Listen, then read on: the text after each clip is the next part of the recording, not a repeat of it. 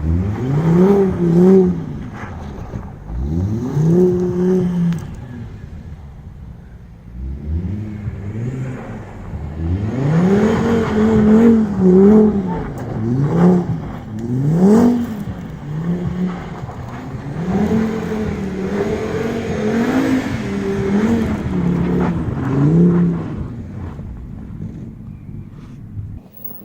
vi se da.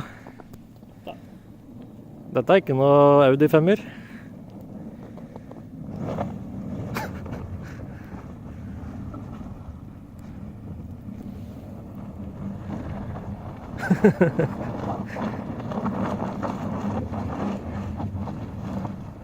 Det er veldig rart uten lyd.